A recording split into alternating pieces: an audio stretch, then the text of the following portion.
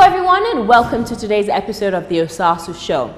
Nigeria is a source, transit and destination country for women and children subjected to trafficking in persons, including forced labor, forced prostitution and illegal organ collection. The National Agency for the Prohibition of Trafficking in Persons, NAPTIP, is Nigeria's multidisciplinary agency created to tackle the scourge of human trafficking. On today's episode of the Osasu Show, we review its scorecard and discuss their mandate in details. More to come when we return. Don't go anywhere.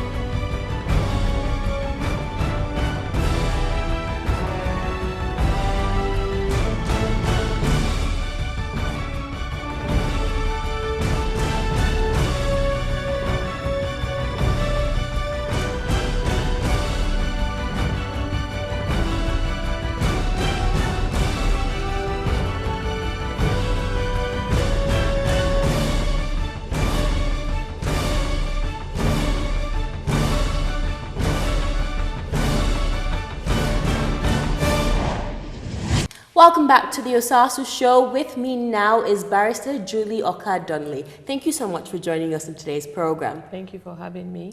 You are the Director General of NAPTIP, which is the National Agency for the Prohibition of Trafficking in Persons. I know your role as Director General is fairly recent, but can you tell me the future that you envision for NAPTIP? Yes, the future I envisage for NAPTIP is to make sure that we reduce trafficking in persons to the barest minimum by making sure that we have a safe place for our youths. Prosecution is very key. We will ensure that we get more prosecutions, and of course, protection also is important. We're going to embark on a massive awareness campaign to ensure that this is brought to the barest minimum. Okay. We've seen a dramatic increase in the number of Nigerians being deported worldwide.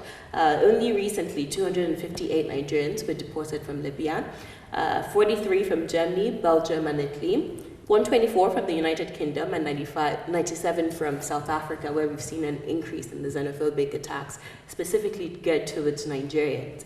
As DG of NAPTIP, what are you doing to ensure the proper integration of these deportees back into society, and to ensure also they're not going to create a menace into society?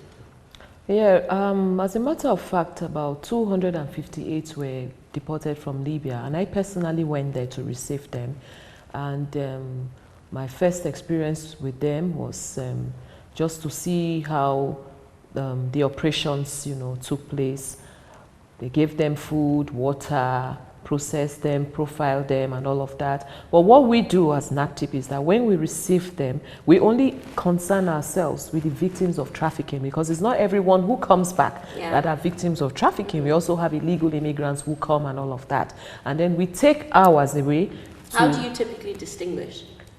From the profiling, the immigration services profiles them. Okay. From the profiling, they are able to tell those that are just illegal immigrants and those that are victims of trafficking, and then they hand them over to us. So we now take them away to the shelters, the victims, and of course, sometimes we are lucky we have some of the traffickers also deported with them, and then when they are identified by the victims, we take them away for further investigation.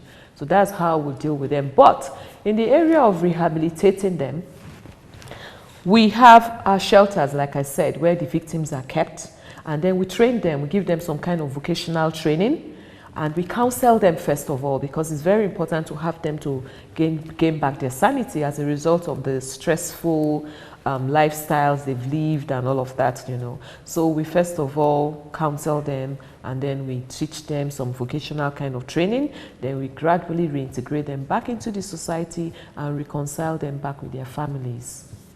So are you confident in saying that this rehabilitation process is successful, is working for them? Well, it has worked to a considerable degree, but we are thinking of doing things better. This time around, we'll ensure that the governments of the various states are also involved. It's not just a NAPTIP problem, it's a national problem. So we want to engage the governors now. Godwin Obaseki, His Excellency Godwin Obaseki, Governor of Edo State, has been gracious enough to come to us, to partner with us, and to tell us that every Edo State indigene he's personally going to take responsibility for by taking care of their education. So we're trying to appeal to other governors to replicate the same thing that the Edo State government has decided to do.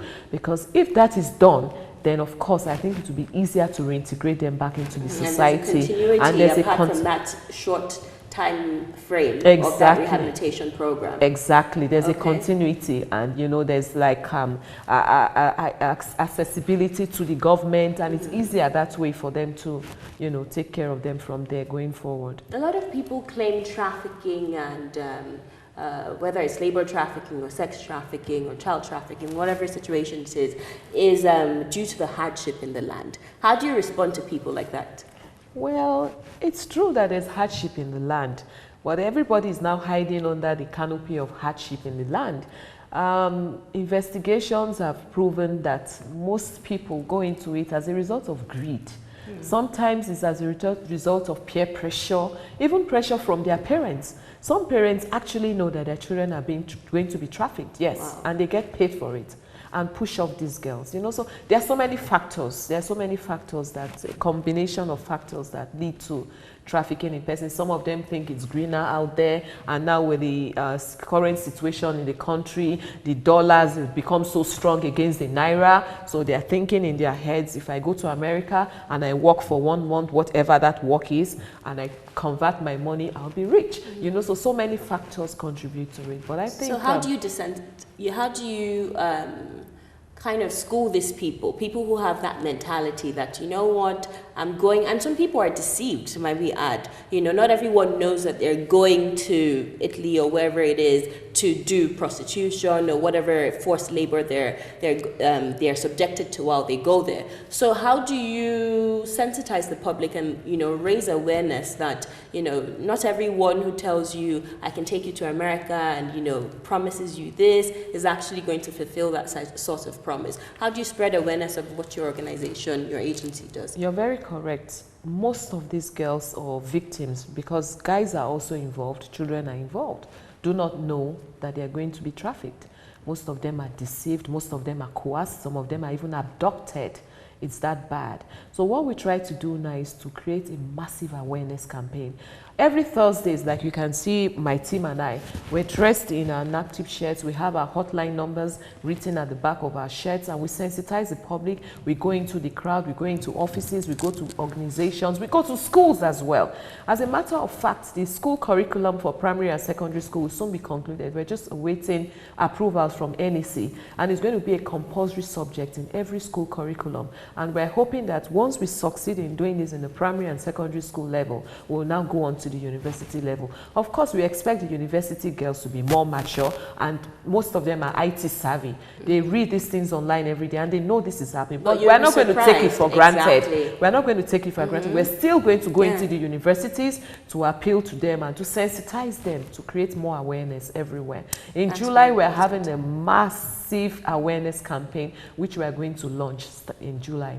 And going forward, it's just going to be a continuous thing. There's no end to awareness. It's a continuous thing until it gets everywhere. We're engaging the community leaders. We're engaging all the major stakeholders, the governors, the senators, and everybody will be involved in this. That's very important. So one of the functions of your agency is to enhance the effectiveness of law enforcement agents and other partners in the suppression of trafficking in persons.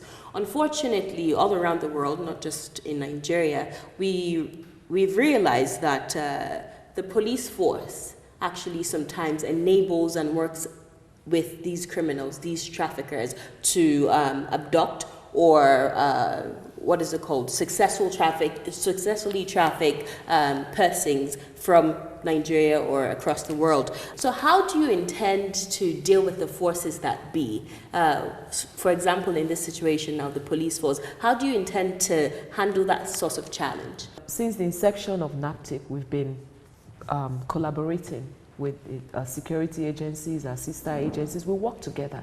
they complement our efforts, and we cannot run away from working with the other armed forces. We work as a team.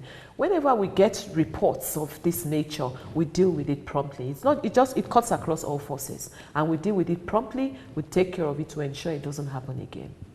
Okay, but then again, it's really, applaudable that you say that, but at the same time, this is, it's a systemic corruption, right, which is the hardest to fight in any agency, in any ministry, in any department. So what, have you actually thought through a process that you would use to deal with this situation if it were to come about? Yes, we have a standards operations procedure, which every sister agency must study and know. They know what to do, how to do it, and when to do it. So I think when we work like this, we're able to know your boundaries, where to cross, what not to do, and we take it from there.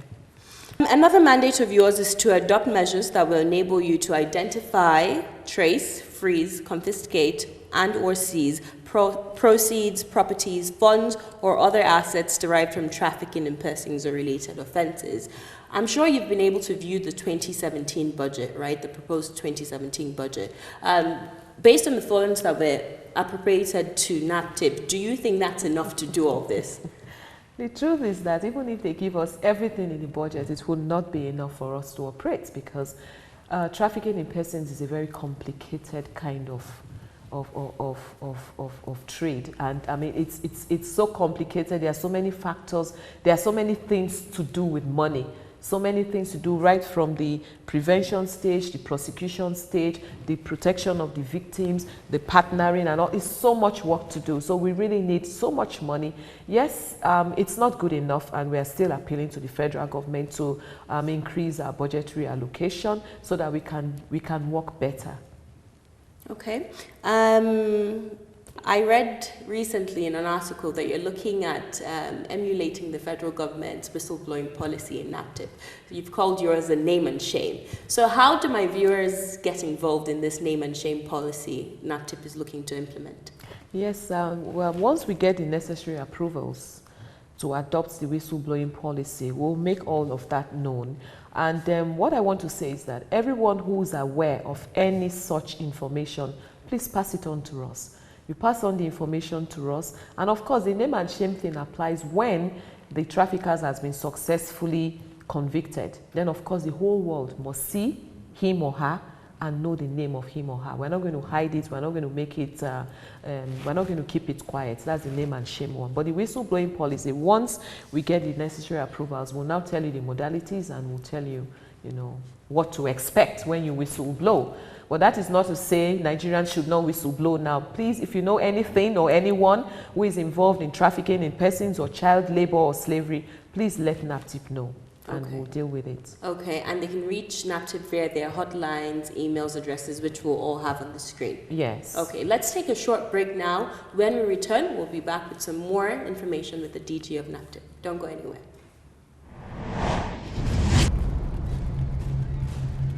Some say Africa's golden era is gone. A time when great African kings and queens built their dreams into empires, stretching across the continent and beyond. But we say a new era is upon us. A new set of African kings and queens are on the rise. Driven by the same wealth of character as the kings and queens before them. Building new empires of enterprise with the right partnership. So rise up wherever you are, new kings and queens of Africa. Embrace your full potential and be proud of your heritage. Heritage Bank, your timeless wealth partner. Welcome back to the Osasu Show. Still with me is the Director General of NAPTIP, Barrister Julie Oka-Dunley. Thank you so much for sitting tight. Thank you. So before we went on break, we talked about NAPTIP's overall general policies and the future that you envision for the agencies. So as I said earlier, over the past 14 years, we've seen a rescue of 10,685 victims, 323 convictions. So how do you intend to bring more of these criminals to books? Because I see that all over Europe, Europe, there are pending convictions there. You see a lot of traffickers who are walking scot-free even here in Nigeria. So how do you intend to reckon that injustice? Yes, it's a matter of fact. We are trying to appeal to the international community, especially because here in Nigeria, we at NAPTIP, we're doing our bit to make sure that once we get this information, we investigate and then we try to bring the perpetrators to book. But the problem we seem to be having is that in the European countries, they just bring back the victims, but they don't prosecute the offenders. And we're trying to appeal to them. Please do more than send down the victims to us. Try to do your investigation there and bust these cartels. We want to hear of them. We want to hear them telling us that they've been able to convict so many, people for trafficking in persons. They've been able to repatriate some madams or some of the gang members, the male gang members, back to Nigeria for us to prosecute. That is what we want to see more of in our collaborative work. And also the citizens, so the European citizens, how do you advise they deal with their own perpetrators over there? Yeah, they should punish their own perpetrators. For sure, they need to try them and punish them too. The same measures, just like we prosecute them, we send them to jail, the same thing should be applicable as well. Okay, and right now you believe they're not doing enough of that? Well, we haven't heard of any such thing, and we want to hear of it, and we want them to do it. Nigerians also accuse the government of not doing enough to also convict, the judiciary of not doing enough to convict the perpetrators of this crime here in Nigeria. That is absolutely not true, because we here in Nigeria are doing our bit. We bring them to book, we send them to jail. We've been able to secure 323 convictions, but I haven't heard of any convictions that they've secured over there. That's what I'm talking about. And they need to begin to secure convictions. They need to begin to prosecute these people. They need to begin to share more information with us and bust these cartels, because surely they will be able to fish them out if they make the effort to do that. Well, in your own personal capacity, do you really believe 323 convictions is applaudable? Absolutely not, and we're working harder to get more convictions. Okay, and as DG NAPTIP, can you give us some of your strategies, some of your blueprints? Well, I will share that out here, but we're working with our security operatives and thinking of how to do things better investigations, better equipment, better awareness, better collaboration. Because I've noticed awareness is at the core of fighting this endemic. That's the key. That's our major strategy. Apart from the operational point of view, the major strategy we are going to adopt is awareness, awareness, and awareness. And we're taking it everywhere, grassroots, everywhere. That's the major key. Do you think awareness would be enough of a precaution, given the fact that human trafficking still ranks third as the most profitable crime in the entire world? Well, awareness backed with something on the side like good jobs, training for those who cannot get jobs, because not everybody can work in offices. So when I say jobs, I also mean technical skills, and I also mean like encouraging small businesses with a little loan on the part of the government. If these things are available, trust me, no Nigerian will want to go abroad to suffer. That's the truth, because Nigerians really still believe in Nigeria, and they are very proud of Nigeria. So if we can put this in place, coupled with awareness, and then we also need to talk to the parents as well. This is not just about the men, the women, the children. Parents too need to be really, really, really addressed. And that is where the community leaders come in. By the time the chiefs, the kings begin to address the elderly parents at home and begin to make them understand that this thing is real, I believe it will help. Okay. Nigeria is currently in a recession, just generally speaking. Nigeria is currently in a recession. We've actually just realized our fifth consecutive negative growth in our GDP. So, although the federal government claims that it's expected that we leave, Nigeria will get out of recession soon, it's looking very unlikely to the masses, to the general public. If Nigeria falls into a depression, God forbid, how do you intend that your awareness campaign will succeed, let's say, a year or two from now? How do you reckon that would happen? Well, I want to believe that we would not fall deeper into recession and we'll come out of recession. And there will be more jobs available. There will be more skills acquisition programs to be offered to our youth. But most importantly, whether or not Nigeria falls deeper into recession, I mean, the youths of Nigeria will be well sensitized on the dangers, because for me, I mean, the evil is going to be worse than, I mean, you look at the cost, the benefits, you understand, it's going to be more beneficial to play safe than to take chances with your life, because now human trafficking has gone beyond sexual exploitation and child labor. Now we're talking of sale of organs.